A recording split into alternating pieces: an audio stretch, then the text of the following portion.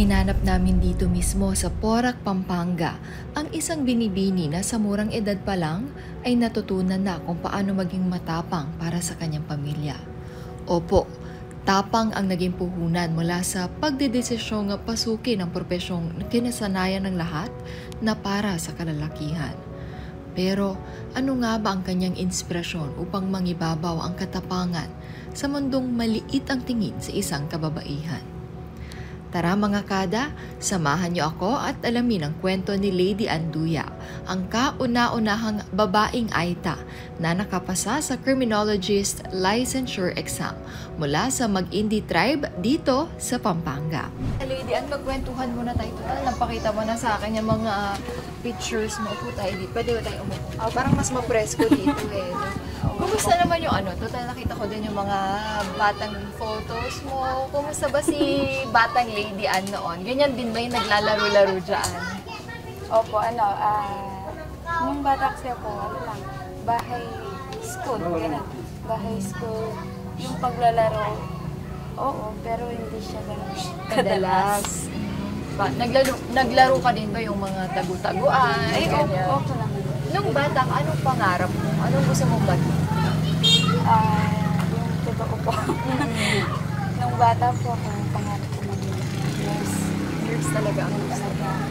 Pero nagbago po yun, naging senior high ako. Bakit? Anong nagpabago na? May mga kasi na, yung mga nagtutok na sa seminar. Seminar. So, merong isang police woman. And wala pa man siyang sinasabi or dinidiscuss na na niya yung nakuha yung attention. Na yung attention ko. Na-inspire ako sa kanya. Kaya, pinangarap ko rin na darating yung araw, magiging kagaya ko siya. Naalala mo ba yung pangalan? Hindi po pero sobrang astig kasi niya. Yung talaga yung nakita mo yung parang babae, tapos pulis eh, no? Saan ang eskwelahan mo? Sa Planas High School. Malapit lang dito. Opo, medyo. Pang sabi ko, for Puyati, Planas High School. Yun yung senior high. Nakapasok ka ba dun sa K-12? Nakasama ka dun? Opo, second batch po kami. Naku, no? Dumagdag pa ng kaya ilang taon. 23 na ako, kaka-graduate ko lang. Pero okay lang, at least nakagraduate. Ano ba ang buhay nyo dito? Kasi 7 kayong magkakapatid. Lang po, yung may trabaho lang po si nanay at si kuya po. Pero dati si tatay yung bumubuhay sa amin nung maliliit pa kami. Or nasa high school pa. High school kasi siya lang yung nagtatrabaho kasi dalawa kami ni kuya ko yung high school. Yung pinaka-breadwinner namin yun. Dalawa kami. So hindi siya ganun kadali kasi yung kinikita lang dati ni tatay, natatandaan ko, yung everyday 120 pesos. 120 pesos? Yes po. Kapag narinig to ng mga kagaya namin, kapitbahay or sino pa man kapwa namin, maaring hindi ko sila maniwala. Pero personally, experience po namin. Ganun po yung buhay namin dati. Paano napapagkasya yun? Yung 120 na yun, magpapatunay yung bumibili ng kalakal ni tatay. Dati kasi yung trabaho lang ni tatay, kumukuha po siya ng puso ng saging. Alam mo yun, oo, gusto ko din yun eh. Dati yung trabaho ni tatay, araw-araw siyang kumukuha ng puso ng saging. Kapag naka-isang sako siya, ibebenta niya dun sa bumibili ng kalakal. Dati mura pa po yung mga bilihin. Kaya siguro kahit pa paano nakakasurvive, pero hindi siya ganun. Kasi 120, may bigas na kami doon, may kape na kami doon, yung tigpipiso. Uso kasi, di ba? Dati, oo. Uso yung ire-repack. Oo. Yun. Naka-plastic lang yun. Pag may 20 pesos ka, meron ka ng 5 pisong kape, 5 pisong asukal, 5 pisong gatas. Yun ang ulam mo?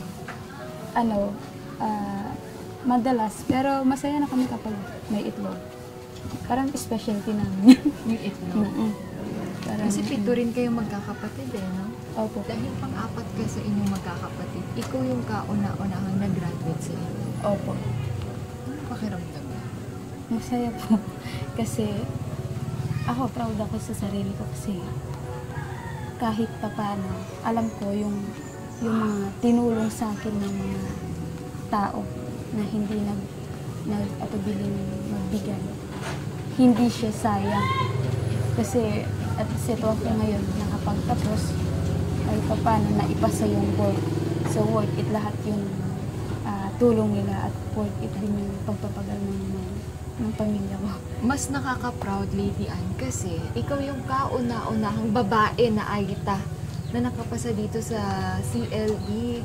Ako, sa criminology. Nung nalaman mo na pumasa ka, yung araw na nilabas na yung, sige, wag mo na dun sa nilabas, doon muna tayo sa exam. Anong pakiramdam mo nun? Nung nag-e-exam ka? Sa ano mo naman? Review. Oh, sige, sa review muna. Sa Bago review muna yung tayo. exam. Oo. Matindi ba yung pinagdaanan? Ilang buwan? Yung preparation, 6 months. Pero, dahil late po ako nakapag-enroll sa review center, Kasi may bayad ba yun? opo, may bayad din.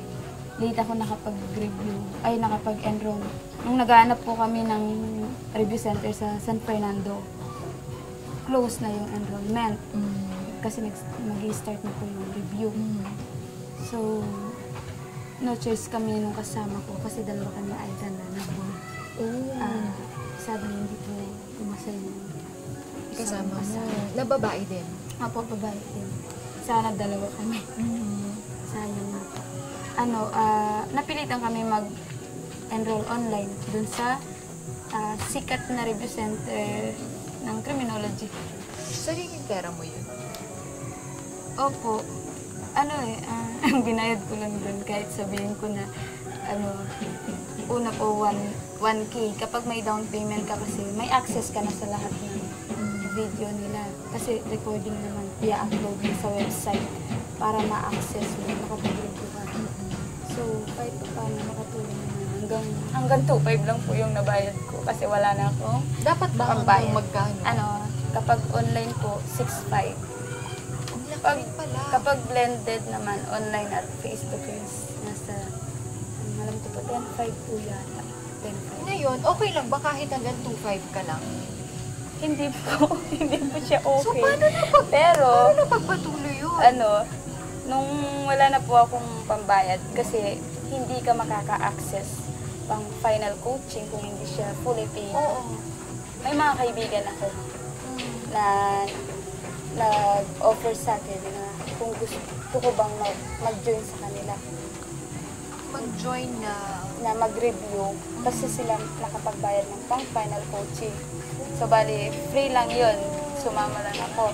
Tapos, tinuturuan pa nila ako. Kaya, blessing din sa akin yung, yung tawag dito, yung pag-offer nila. Blessing din sa akin yung mga kaibigan ko kasi matatalino na, mababait pa. At tila nauna pang ang umiyak ang kalangitan kaysa kay Lady Ann. Ang tatag talaga ng binibining to, hindi umiiyak. Parang yung pagbuhos ng ulan, di talaga tayo mapipigilan sa pagkuwento ng iyong buhay. Tulad na lang ng sayo, ng kwento mo, kahit maraming hadlang, di ka nakapagbayad ng buo, hindi ka talaga nagpatinag, no? Dire-diretso pa rin. May mga tao kasing tumulong no? Bakit gustong-gusto mong makapasa, Lady Ann? Yung pangarap kasi ni nanay, gumraduate lang ako, masaya na sila. So bilang reward, kailangan kong pumasa para naman yung pangarap nila. Kahit hindi nila hinihingi o hinihiling na ibigay ko yung makapasa ko. At least may yun man lang mabigay ko po sa kanila. Po. Tapos, nung araw na lumabas yung resulta, paano mo nalaman? Andito ka ba? Ano bang ginagawa mo dito nun? po, ano tawag dito? Wala po akong planong i-check. Tignan. Ang Kasi plano ko nawalan po ka na ng sana, pag-asa. Kasi pag uwi ko po din dito sa bahay, kinamusta din ako nila tatay. Umiiyak ka Yung na naman. reply ko sa kanila, iyak. Kasi sabi ko sa kanila, hintayin na lang natin yung result. Ayoko mag-expect. Kasi hindi ko na rin naman inaasahan na mapapasa ako. Although ginawa ko naman yung best ko. Anong sabi nila tatay sa'yo nun? Nung Sabi sinabi ni mo yun? tatay, wala pa man yung result. Sabi niya. Positive, So, positive. no? Pati si Opo. nanay. Opo, ganun. Tapos umiiyak din si nanay ko. Umiiyak si nanay. Bakit umiiyak Naawa si siguro nanay? sa akin. Iyakin. Sa kanya ka pala nagmana. O tapos, nung lumabas na yung result, paano mo nalaman? The day before po lumabas yung result, nagtanong si nanay kung kailan lalabas yung result. Kasi wala po akong balak na sabihin sa kanila kung kailan yung exact date. Kaso sabi niya, kailan lalabas yung result? Sabi bukas. Sakto, yung bukas na yun, magpapasa ako ng requirements dun sa in-applyan kong trabaho naman. Ano yun? March 7? Ay, March 6 pala. 6 yung exact date ng result. Ang tawag dito. Nasa mga hapon po kasi lumabas yung result. Nasa jeep ka ba niyan? Wala. Sakto, nakauwi na po ako na dito na po. Maghapon po pala sila nag-check or naghihintay ng result. Sila, tatay? Kasi hindi alam ng kapatid ko kung saan i-check. Oo. Kung paano mag-check. So, ayun, no choice po ako. Ako na lang yung nag-check. Nasa ano po kami nun? Ilalim ng santol? Puno ng santol. Kwentuhan lang. Nakikita ko na sa Facebook, may mga nagpo-post na mayroon ng result. Pumasok po ako dito sa kwarto. Ikaw lang mag-isa? Wala nang video-video. Kasi kabado ka na. Hindi ko na maramdaman yung puso ko. Kung humihinga pa ba ako o gano'n. Abang chinecheck ko, sobrang haba na po ng letter D. Wala pa yung apelido ko. Wala pa. Hanggang sa before mag-letter E, hindi ko alam kung tama. Pangatlo or pang-apat po ako sa huling letter D. Sa dulo ng D. Nakita ko yung pinakatignan ko pa baka kasi hindi siya Giyaw. Giyaw yung middle name ko kasi baka ibang apelido. Pinaka-check ko pa kung yun yung pangalan ko. Wala. Pinuntahan ko po sila sa ilalim ng santol at tumakbo po ako. Tapos tinatanong ako kung paano ako. Sabi ko, pumasa ako. Ayun, iyakan again. Iyakan ulit, sigawan. Yun po. Hanggang, ayun, masaya. Hindi mo expect the unexpected. Oo. Tapos, nandito ka pa sa mundo na hindi naman talaga karamihan mga babae pumapasok. Oo po. Diba? Matindi rin yung yung rason mo kung bakit gusto mo talaga matupad ito. Gusto ko rin magsilbi sa natin. Bakit gusto mong magsilbi? Lalo na sa ikaw na representante ng katutubong indie, tama, di ba? Indie tribe? Mag-indie. Mag-indie. Opo. Nung high school naman po kasi ako, kasama ako sa mga youth na naaasahan sa barangay. Dito sa community namin. Minsan na rin ako naging youth president dito sa community namin. So, siguro nasa puso ko talaga yung pagsiserve. Magsilbi sa kanila. Nangyayari pa rin ba na dito sa mundo, yung mga katutubo natipintas sila? Opo naman. Hindi po yun nawawala. At sa tingin ko, hindi siya mawawala, pero mababawasan. Ano yung mga pintas na naranasan mo, Lady Anne? Kapag meron kasi nagtanong nun, ano daw yung, anong course ka? Siyempre sasabihin ko, criminology. Parang yung facial expression nila dun sa sagot ko, parang kahit hindi man nila sabihin, parang dinidiscriminate ko. Siguro, kasi maliit. Hindi naman liit sa kaalaman ng lahat na kami mga maliliit lang. Sakto lang yung height. So, bakit ka nga ba naman mag-criminology? Pero, yung mga ganong tao, yung mga taong walang bilib sa amin o minamaliit pa kami, si Lord na lang bahala sa kanila. Hindi mo sinasagot? Meron naman, sumasagot ako kapag tinatawag akong baluga. Di ba, kilala kami sa term na baluga. Pero sa amin kasi, kapag tinawag kang gano'n, ay matik kahit wala kang intention na sabihin or kahit hindi masama yung intention mo sa pagkakasabi mo ng baluga, ay mag-iinit talaga yung ulo na. Paano mo sinasagot yung mga ganong pintas? Ang sasabihin lang kasi namin, parang i-educate din namin. Hindi siya totally makikipag-away ka. Magagalit ka, pero yung ginagawa namin, sinasabi namin kung ano yung meaning ng baluga para ma-educate din sila na kung ano nga ba yun. At Ano kung bang meaning ng baluga para mas maintindihan ng mga manonood natin? Ano po, sa amin, kapag tinawag kang baluga, ang ibig sabihin po sa amin is mangmang. Walang alam, marumi, mabaho. Although, part naman ng tao yung pagiging mabaho or marumi. Although, sa amin din may mga ganun. Minsan nakikita mo talaga.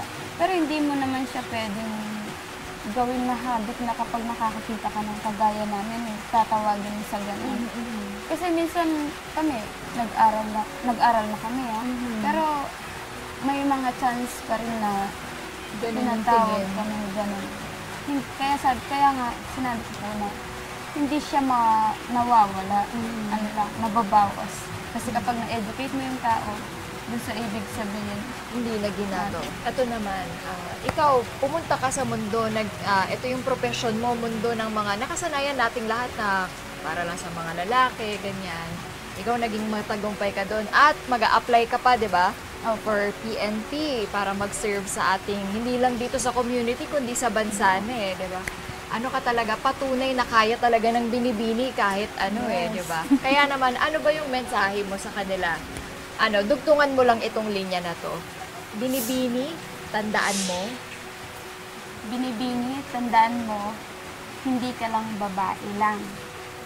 Isa ka sa mga pwedeng tumupad sa pangarap mo.